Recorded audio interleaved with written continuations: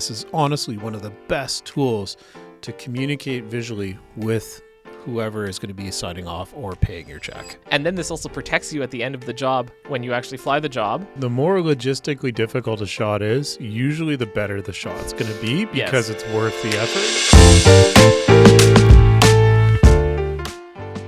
You're scrolling through Facebook and you see a shot that makes you go, how did they get that shot? Hyperlapses. On today's episode of Coastal Drone, we're going to talk about how to plan and execute a shot that will make someone say, how did they get that shot? How did they get that shot? My name's Finn. Ian's on the other side of the room and Cam's at the board.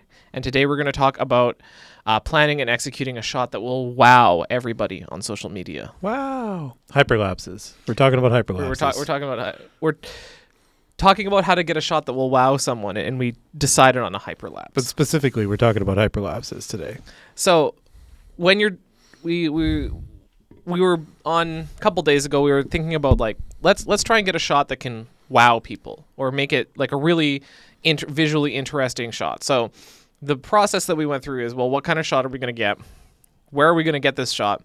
And then on this episode, we're going to talk about doing a site survey. And then on the next episode, we're going to talk about how to shoot your shot, and how to edit this type of video. So today we're going to talk about planning, getting ready, making sure you go to the right spot, get all the permission you need to fly in that airspace, and setting yourself up for success. And this is part one of part two. Part two will be post-production, the actual flight, and then post-production, and then getting into how to use freely available tools to shoot raw footage out of your drone. That's right. So when we were talking about ideas for interesting shots or shots that we could take that could potentially wow someone, you thought about doing an orbit of an interesting building. That one kind of fell through because it needed to be somewhere near our office, and there's not like a real like architectural marvel near our office at the Pitt Meadows Airport. Except for the Westland building. But we've done many orbits. We've got thousands of terabytes of footage of the Westland building. Yes.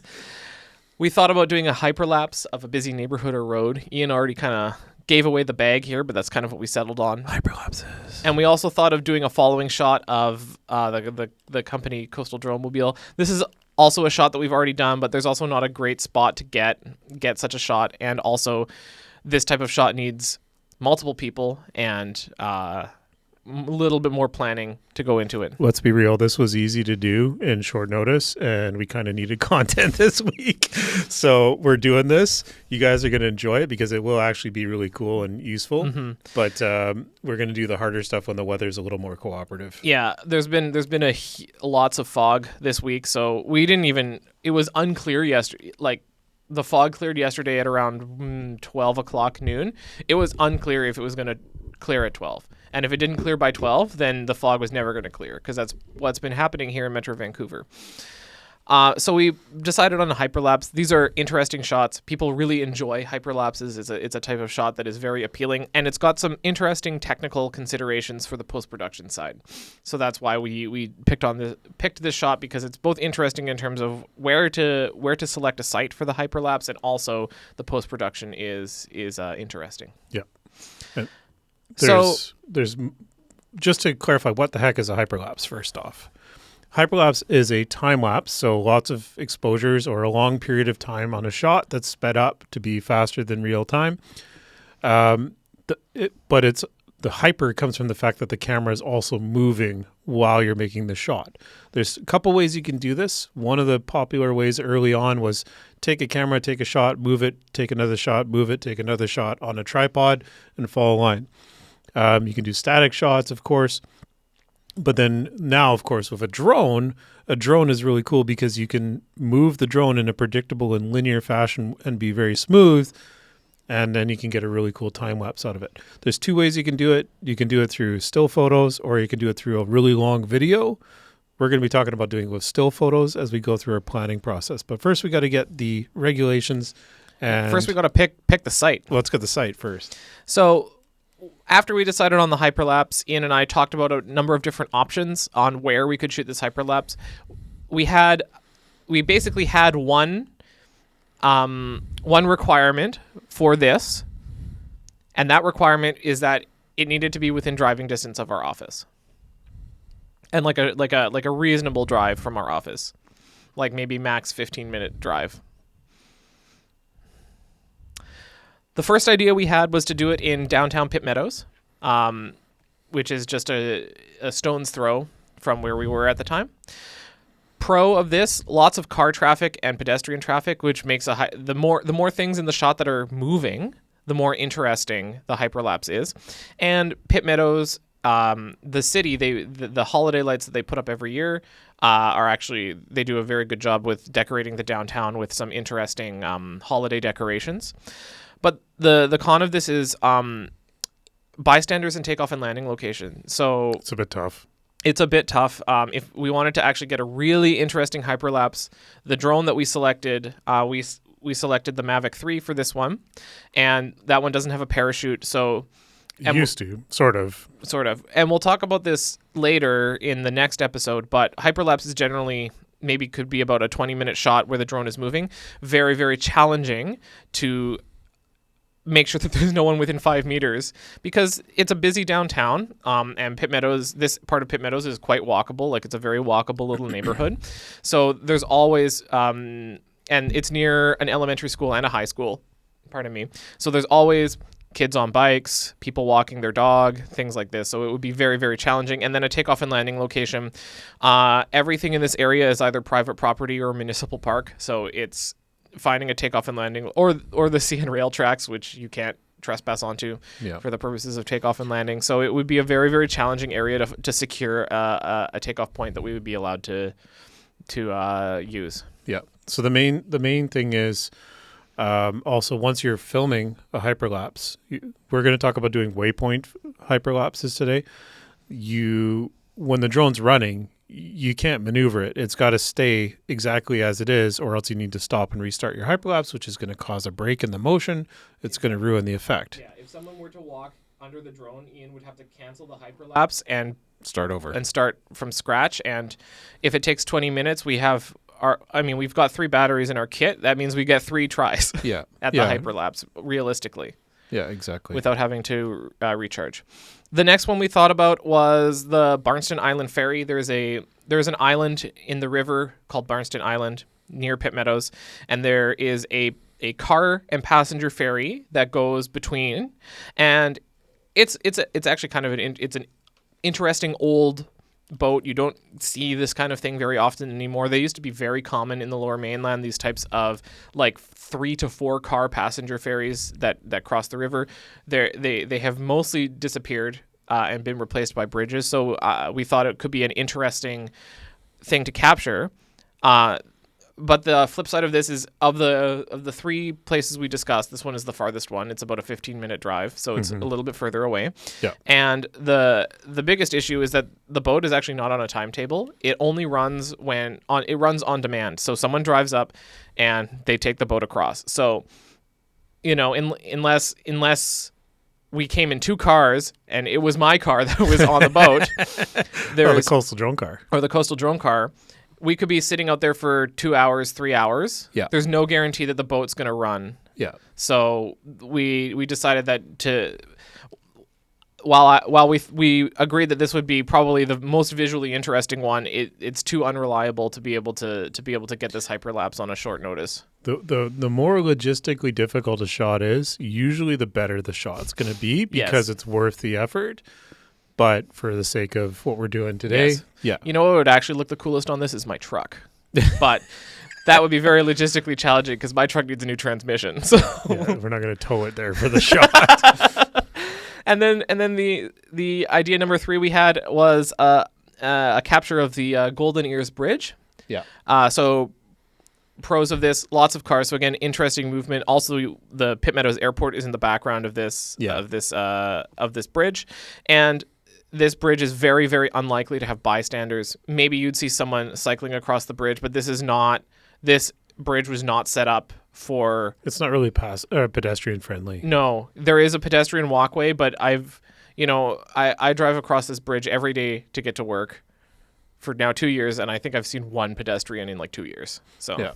Well, and the reality is we're going to get into the logistics of it a little bit more, but one point to get right away, the Mavic has near people capability. So as long as you're 5 meters away from the bridge deck, then you're horizontal distance, 5 meters. Con of this is the takeoff location. Because it's not pedestrian friendly, you can't take off from the bridge. So normally when you do shots of bridges, you can take off from the bridge, but Ian was able to find a quiet street to the east of the bridge, and that was basically the side of the road. Yeah. The reality of it is, though, if you're going to launch from a bridge, you want that 5 meters realistically, or have some way to control space, because taking off and landing from the side of a bridge, you're either hand launching and catching it, or you're navigating through potentially suspension cables. Mm-hmm. And it's a high risk. This bridge has suspension cables. Yeah. It's a standard suspension bridge vibe. Yeah. It's a cool looking bridge. It's got a bridge kind of vibe. Yes, architecturally, it's a cool bridge. Like it's an interesting looking bridge. It's got ornamentation on the tops of the bridge pillars, and if you're shooting east to west, so the camera facing west, you've got the Pitt Meadows Airport, the Port Mann Bridge, and then in the background you can see Burnaby Mountain, downtown Vancouver, YVR. Yeah. Depending on how wide your shot is, of course, but yeah, you're actually from this vantage point, you're actually looking at the entirety of Metro Vancouver. Yeah. One of our other mini qualifications is we wanted it to be in controlled airspace, so we could show the process of planning and executing a mission in an advanced environment. Yeah, this might be a deterrent for some people. Obviously, if you don't have your advanced pilot certificate, you wouldn't be able to do this with a 250 gram or bigger drone. But we wanted we wanted to show this process, so that's what we're showing today. Yeah. So then we have to do a site survey of the location. So we're going to run through quickly all of the site survey requirements, and I'm going to ask Ian questions about his planning process, and we're just going to kind of run through. So, boundaries of the area of the operation. So Ian, you flew shooting, as I just discussed, shooting from the east of the bridge, shooting west. That's correct. So for your boundaries of the area of the operation, what sort of buffer from the bridge and what sort of buffer for operational boundaries were you planning here? So I've got my NAV Drone operational activity up on the screen here, and you'll be able to see it either in the stream or in the recording here. Mm-hmm. But basically I drew a box around adjacent to the bridge, parallel to the bridge in the north and south side. And it's, I don't know, maybe 300 feet east of the bridge. And then that was my boundary for the operation, so that I could get the length of the bridge and still be, like, the total length is probably about 750 meters, which is basically right on the edge of visual line of sight with a Mavic 3. Like, you're watching the drone, it's at a very far distance, and you need to make sure you got clear sky behind you. If it's any farther than that, like that's it is a strain to see it at that distance, and the reality of it is, like, it's you're more concerned at that point about the airspace surrounding the aircraft. We had a really good visibility day yesterday once the fog lifted. It was third of a mile visibility all morning, and then it immediately went to clear skies. It was actually quite a lovely day. Type of airspace and applicable regulatory requirements. So, you can see here, there is the bridge. This is on a VTA chart, and you can see it is in this circle with brackets, and then you look at the circle with brackets, and that is control zone C. This is Class C controlled airspace. So what are the requirements in that one? So, Ian, I will ask you, do you have these requirements? Do you have an advanced pilot certificate? Yes.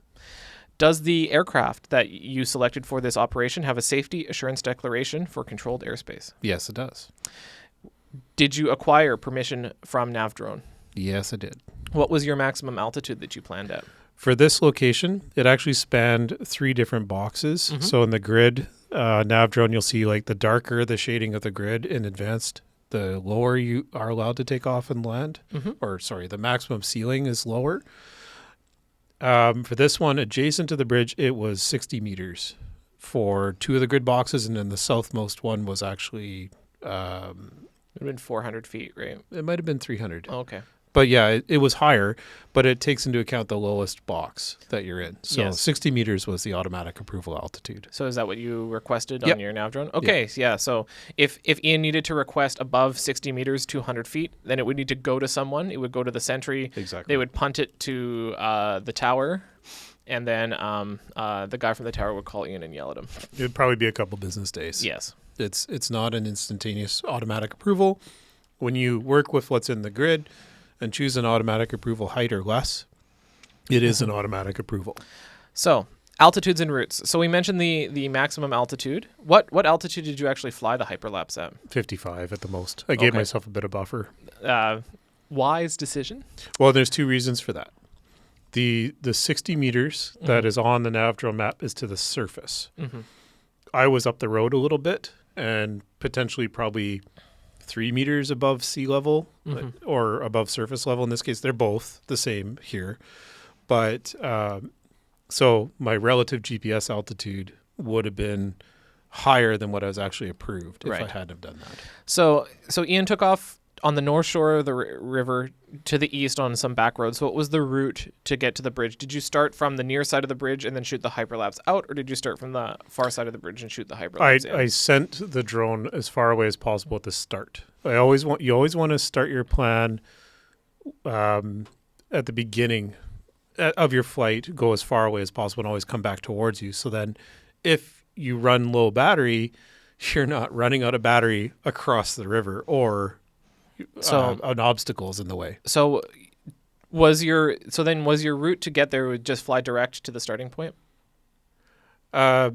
Yes, for the planning of this and for setting up the shot. I don't know, like we're going to talk more about how you set up the actual Hyperlapse in the practical side of shooting it. Like we're just talking about the site survey right now. Yes. Yes. They're basically like, let's assume I just fly directly to the spot and start. Sounds good. Location and height of obstacles, wires, mast, buildings, cell phone towers, and wind turbines. So the actual height of the bridge itself is 290 feet. Yeah. ASL. That's the top of the pillars. From where your takeoff location, was there any other obstacles to contend with? Not really, because they're going straight across the water. Like there's housing along the shoreline and potential for guy wires and stuff, but it's a pretty low area. The challenge is going to be when you get to the other side of the river and you start to lose depth perception at that distance, whether or not you're going to hit towers or poles. So you need to start relying on using your drone's camera as well as your visual. Right. It would be better to have a visual observer on the other side for sure to really help with like obstacle avoidance and keeping track of it. So then we talk about the weather. So I grabbed this from Environment Canada yesterday while Ian was doing the shot, and Tuesday, December 3rd, 7 degrees, mainly sunny, fog patches dissipating near noon, which they did. There was fog patches that dissipated near noon. Winds up to 15 kilometers per hour all day. Yesterday at the airport, they were reporting winds light and variable. This is very close to the airport, so I'm guessing that you were experiencing similar things, light and variable winds. Not a factor. And then temperatures at 7 degrees. This one can go down to -10. Yeah. So Ian was well within the environmental limits for this aircraft. And then horizontal distances from persons not involved in the operation. So this was a DJI Mavic 3 here. So again, we can affirm controlled airspace and then near people, which means that you could fly it within 100 feet up to 16.4 feet. Or 5 meters. Or 5 meters. Yeah, and that's at any altitude over top of them. That's right. Yeah. So that is us running through the site survey. Now, Ian is going to show us on his computer how he got the NAV Drone permission. So he's going to run through how to plan and execute an operation like this in NAV Drone. Yeah, so I've got my existing one that I already finished on here that has the approval and everything else, but we'll do a new one from scratch here. So we're in the NAV Drone portal, and we're going to go to plan operation. Mm-hmm. All right, so this is the NAV Drone portal, right? So portal.navdrone.ca. You're going to need an account to get into this. You need an account anyway to get permission from NAV Drone. When you first set up your account, you need to upload your pilot certificate, and you need to upload the certificate of registration for the drone that is able to fly in controlled airspace. So it has to have the declaration that's appropriate for this. I've done all that. I've got my portal all set up. So now I'm into the plan operation. We have other videos about getting set up and a deeper walkthrough of NAV Drone. Definitely check the back catalog. We'll probably have a link in the description to one specifically for this. I've got like an hour-long video on just how to use NAV Drone. So there's definitely some clips in there. Anyway, we're going to plan this operation based on NAV Drone. And that's kind of interesting. Why is it still there? The zone. This was a new operation from scratch. So anyway, on the map view, when you start, you want to draw an area or set a circle or set an area that you want to fly. So Or a path. Or a path, yeah. So I'm going to draw an area or a zone. I don't know why that's there. I've never seen that before. Is that because of my previous flight is still overlapping? Let's not worry about it. Let's not worry about it. Anyway, so I drew my zone, and you can see immediately it complains because I didn't choose a drone or anything else. So I have to go and choose add parameters. So I've got my Latin long coordinates of the 6 corners of this square, apparently. Boundaries of the area operation. Yeah, so that's done. And then I'm going to go to add parameters, and we're going to call this one Hyperlapse. And category of operation, advanced. I know it's because we've done our rough site survey already. We know it's controlled airspace. So yes, and you can see when Ian changes it from basic to advanced, it goes from red, you can't fly there, to yellow, exercise caution. Yeah. And if you were to switch it to micro drone, it would look very similar. So so let's do it real quick.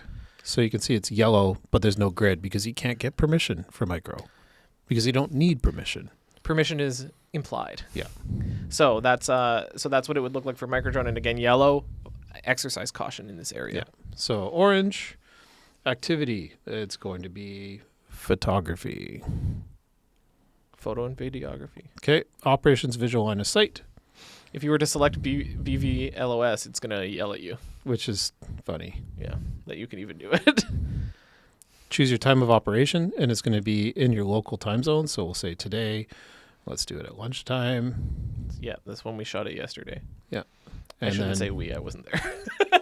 And then your end of operation time, and we'll say at 1 o'clock. Height AGL. Now, this is where it's important that you do your pre-site survey and know what the auto approval is. And now, because I've already jumped in here, I can't show it to you, but you look at how the orange is darker here.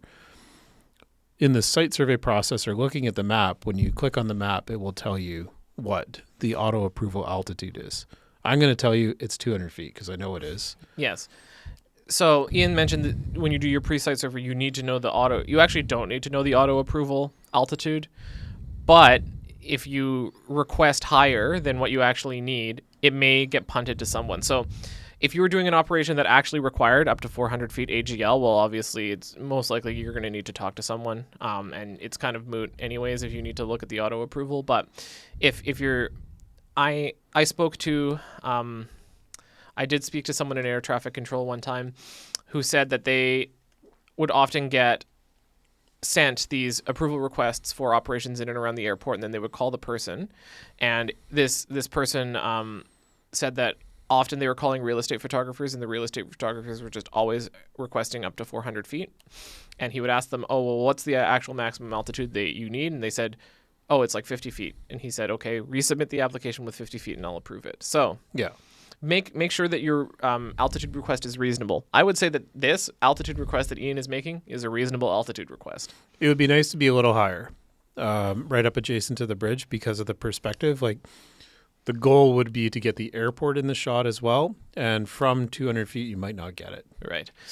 So that goes into your pre-planning. If Ian was getting hired by the airport to do this, then obviously there'd be a little bit more planning that went into it, but that would be a consideration. We're kind of doing this backwards. We're currently doing the NAV drone approval. There is one more step we're going to talk about shortly here where we're going to do some pre-visualization, because you kind of need the pre-visualization to know where you're going to need to fly the drone. And so we'll get into that in a second here. Okay, so we're going to hit validate. And so now it's telling you the next step is we need to submit this for permission on the tasks. So we're going to hit save. Brings you to the main plan page, right? And so you can see the location. You can go into further detail and put like your takeoff and landing spots on it, but that's not required for the bare minimum of the approval. They're only concerned about the airspace and how you enter that airspace. That's right. So we're going to go to tasks and we're going to publish the operation. And you'll see there's some I know you have to notifications. validate, save, and then publish. Yeah, and technically you have to save, validate, but either way is fine.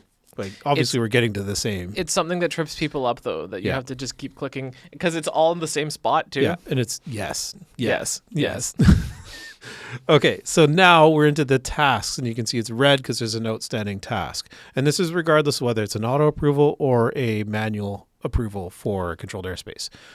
What I'm going to do, though, is I'm going to hit view details, and it's going to tell me that this one will be an auto approval because of the altitude I've requested.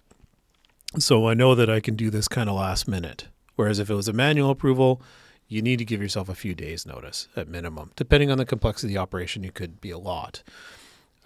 So I'm going to hit submit, and then it's going to ask me, okay, at maximum distance, what's going to happen if I need to terminate the flight? Well, I'm going to return to home because it's over water, and I'm going to give myself 3 minutes to do that. It'll be less. Same thing. If I lose my link, what's going to happen to the drone? Well, this is a good reminder to me to make sure I program it to return to home and not just sit there and hover. So then I got to go hire a boat in the next 20 minutes to catch my drone. 3 minutes. It's not an SFOC because it's not beyond line of sight, and I'm not a foreign pilot, and all the other reasons that potentially you need an SFOC. And I don't need to give any remarks to NAV Canada because it's an automatic operation. Right? They already have my cell number. They already have my contact info. If they said, hey, we have a low-level aircraft that's not listed in a NOTAM, we don't want you flying there, right? So hit OK. Boom. Resolved. It's auto-approved. It's on here. I've got my information. I can hit view notice. It's going to tell me all the information I need to know. It's also going to tell me what phone number I need to call if I have a flyaway or if my drone goes out of control. And a flyaway could be horizontal or vertical. If it climbs above 200 feet, if I fail to set my maximum altitude in the drone, for example, or if I forget to set my return to home to the maximum altitude, those are the kind of things you want to be concerned of. So you have that phone number, you have the contact information, who the pilot in command is, the file number, a reminder to check NOTAMs as well as on there. So going to WX Recall, and then you can download this as a PDF. And this is another tool that you should download it. You should have a copy of it available to you either through the app or on paper in case you get asked questions when you're on site. Mm-hmm. Yeah, if someone, like, Ian was on a pretty quiet street for the takeoff, but still someone could ask, hey, what are you doing? Do you know you need or someone, a well-meaning person could say, there's an airport right over there, right? Yeah. So. The UAS is in flight. What? Did you I've never used the zoom to take off button. Did you forget to land the drone yesterday? No, I did land it. No, I mean and then hit landed in the app. Because you're supposed in the app when you actually plan and execute a mission in NAV Drone, you hit take off and you hit land. Wait. Yes. Okay. Why is it? We'll figure this out later. No. Why didn't it tell me or complain? So it thought that the drone was in flight for now 8 hours. Awesome. More than 8 hours. No notification or anything. That's weird. So, okay, so yeah, I screwed up. I did this twice yesterday. I flew 2 times, 2 different notifications. So that's why the box was still there. Oh my God. Well, that's good though, because so that tells me there's another UAS in progress. That's right. Because that would be for everyone else. But they're going to be like, why is this guy still flying? Yes. So. Wow.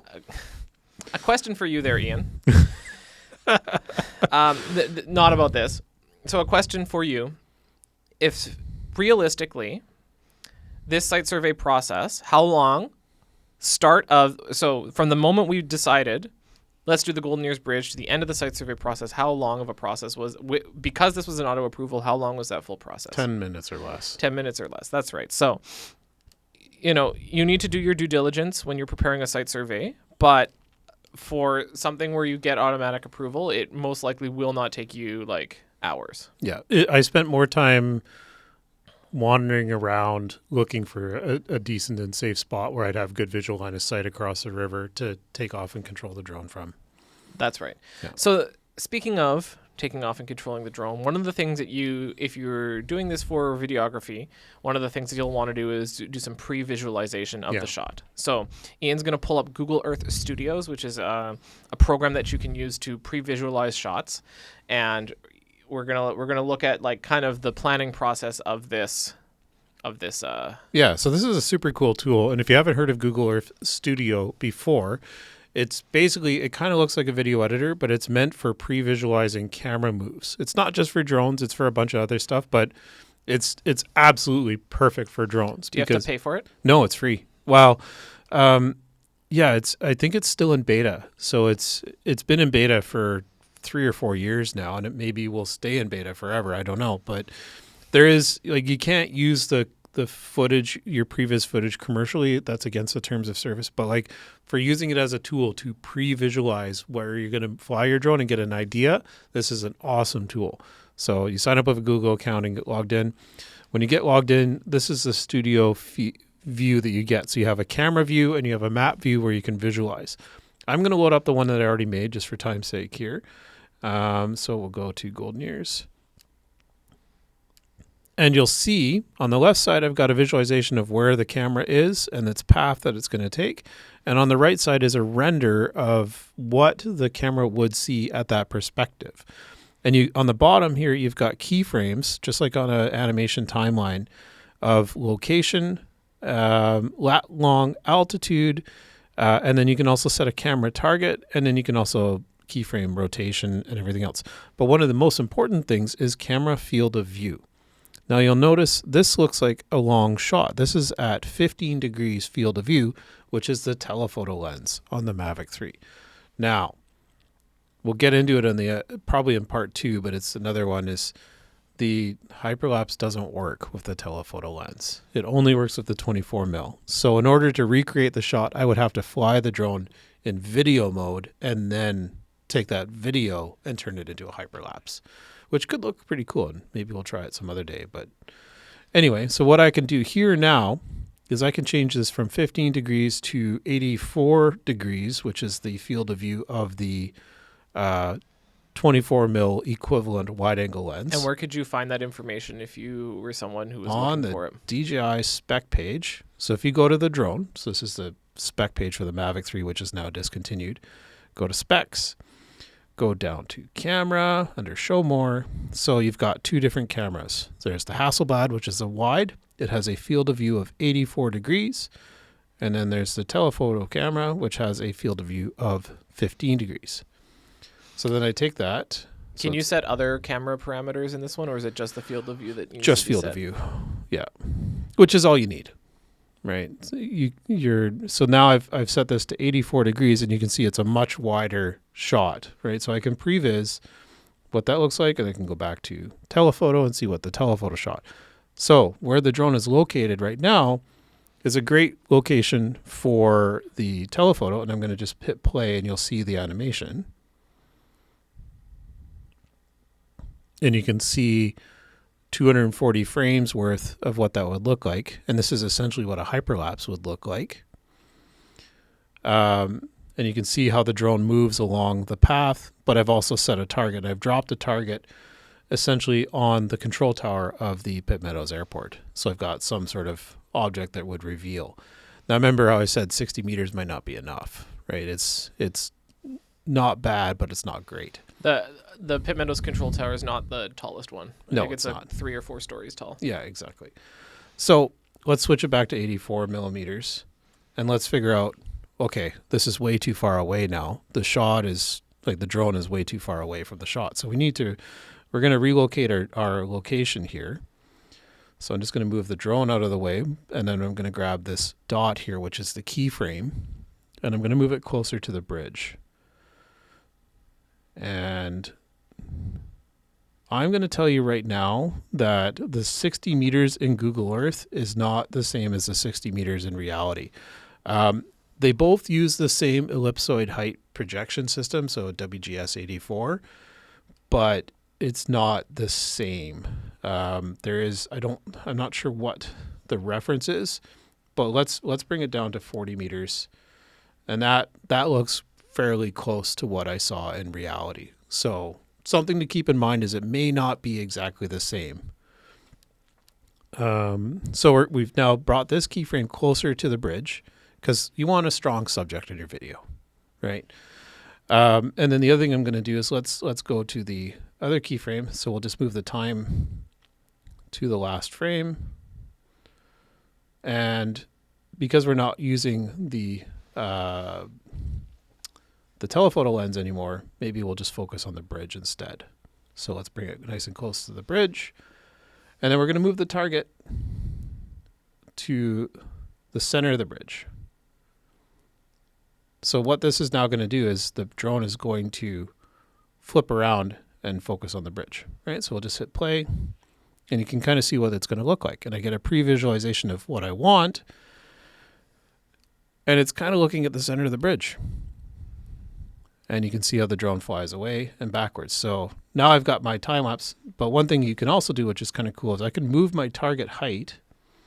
Yeah, because it's currently focused on the water underneath the bridge. Yeah, I was about to ask about that. Yeah, so let's bring it up to roughly the bridge deck, and we can see the bridge deck looks, according to Google Earth, it says it's 39-40 meters. And this is where you'd want the drone to be higher, right? So you might want to apply for a higher height to get a better shot, because now we're right eye level with the bridge. So this is where the pre-visualization is so important, because now you can start to think about, okay, is this shot going to be worth it? Mm-hmm. Right? So yeah, because like you can think about it like this, like say a client approaches you. So this bridge is owned by TransLink.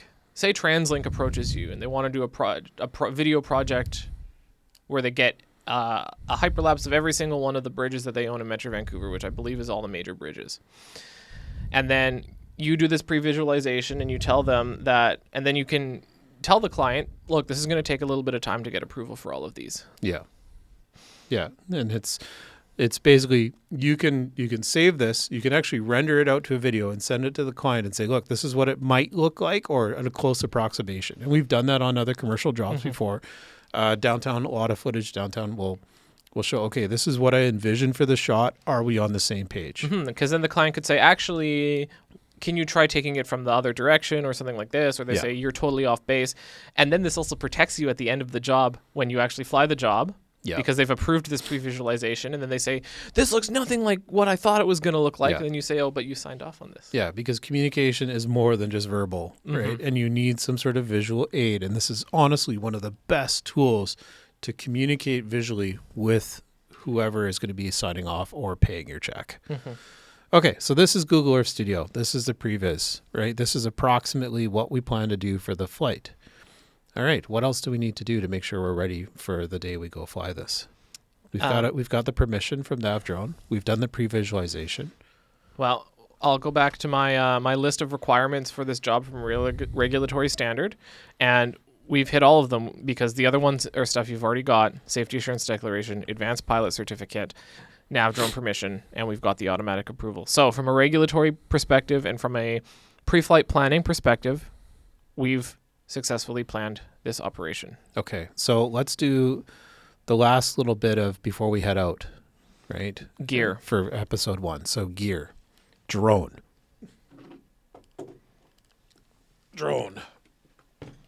So like I said, we're going to use the Mavic 3. Why am I using the Mavic 3, Finn? Because of all of our drones that can be flown in an advanced environment, this one has the best camera. This one has the best camera. And the longest battery life. And does hyperlapses. Yeah. So you could get like an Inspire 3 with a much bigger camera. Doesn't do hyperlapse. If someone wants to sponsor our Inspire 3 hyperlapse, please but send, it doesn't do it. Please send the check to Coastal Drone Co. Last I saw, really quick, I didn't spend any time researching this, but last I saw, it doesn't do hyperlapse. Okay. Drone. Mavic 3. 20 megapixel micro four thirds sensor. It's the largest prosumer sensor you can get. It also shoots in RAW. I think the Cine has a slightly larger, or no, Same it's the sensor. same sensor. Yeah, it's just the Cine has ProRes built in, so it makes a difference for video. So the Mavic 3 has a 4/3 sensor, really good low light capability. It's got an adjustable aperture, which is great for on-the-fly exposure adjustments. And it has the ability to shoot in DNG RAW in hyperlapse mode. So that's the drone. Pick the drone. Batteries. Batteries. Well, you need definitely more than one battery. And we talk about this more in part 2 on how long these hyperlapses take, but you absolutely need more than one battery. You need more than one battery, and they need to be fully charged. So definitely make sure that's taken care of. Both of these are down to 50%. This one's still full. But yeah, pre-charge your batteries. Firmware updates. Make sure all your firmware updates are done and everything's up to date. So FlySafe's up to date. Firmware updates are up to date. Controller. I do not recommend using the RCN series controller. Is that what you used yesterday? I did. And we'll talk about it in episode 2 more why. But the main thing is, if you don't already have a smart controller, get a smart controller. It's the best investment you can make to drastically improve your quality of life. Quality of life, quality of your video. There's a tangible reason why, and we'll talk about it more in the next episode, but there's a tangible reason why you really should get a smart controller. Just an aside, I was flying this drone last week. And with your giant phone with my giant phone, and I had to call Ian. But the controller was already hooked up to the drone, so I was walking around on the phone with Ian like this, and I looked like a loser. So one of the reasons you want the smart controller is so you don't look like a loser. This is a good pull for the thumbnail. And then the last thing you're obviously going to need for this, two other things I really recommend for this. Memory card. So we've talked about this a lot, but doing a hyperlapse, you're going to be shooting these in RAW, so it's going to be quite a lot of footage. A RAW single picture every so many seconds in a hyperlapse is going to fill up a card. So a 128 at minimum or a 256 gig would be better. Again, it needs to be a V30 rated card or better, which is, so basically if you look at the compatibility list on the DJI specs for the drone, it'll tell you which ones are great. What did I have in this thing? It was probably a SanDisk Extreme Pro. Let's see here. Yeah, SanDisk Extreme Pro 128 gig V30 micro SD. Mm-hmm. You can find SD cards. If you see them on sale, buy like 3. That's what I always tell people. And just make sure you're getting genuine ones. There are a lot of fakes and copies out there. Yes. Get them from a retailer. Yeah. If you see, we talked about this in our memory episode, but if you see anything on Amazon or Temu or similar sites, and it's third-party sellers. Yes, and it's like 128 gigabytes for $20. You're going to plug that in. It's going to show 128 gigabytes. Actually, that's a real price these days. Okay. $20 for 128 gig is not it. Okay. Yeah. 128 gigabytes for $5. Yeah, that's more realistic. You plug that in. It's going to they have flashed these cards to spoof your computer. Yeah. It will show that it's got 128. In reality it maybe only has like 1 gigabyte. It's a fake. It's a fake. Yeah. When you put it in the drone, it also spoofs the drone. The drone will think it's 128, and then when it loads onto the card, it's just going to rewrite the same photo over and over again. So then you'll pull it out of the card, it'll only have 1 photo on it. Yeah. Or not even 1 photo. Drone, batteries, controller, smart controller, memory card. Make sure you got a registration on the drone. In this case, we put it on with permanent marker. It works great. And the last thing is ND filters. So, it's actually not the last thing. It's the next thing. The next thing. ND filters. I don't know what the last thing is then. But set of ND filters, and we'll talk more about this on the shoot and production side, but a set of ND filters, you're going to want to have them in your bag. Yes. Okay. And then the last thing that I can think of, yesterday it was 7 degrees with a wind chill down to 3 degrees. Gloves. Or any warm Just attire. Dress warmly. Yeah. Yeah. Dress appropriately for the weather. And the last thing before you go out, go pee. We'll talk about that on the next episode too. All right. So that's the end of this episode. All right. We'll see you next week, and we'll be talking about the flight and then post-production, where we're actually going to go in and take the raw footage out of this drone and show you the difference between what DJI gives you and what you can do with the raw Cine DNG still frames out of the drone into a hyperlapse. So we'll see you next time. Thanks for watching this one. If you like this video, make sure to hit like and subscribe. Yeah, if you want to see part 2, you have to hit subscribe. You have to hit subscribe and the bell. Yeah. If you have any questions or comments about something you heard in this video, pop them in the comments. We love responding to comments. Yeah. We enjoy it quite a bit. And otherwise, have a great rest of your day, and we'll see you next week. We'll see ya. Bye-bye. Bye.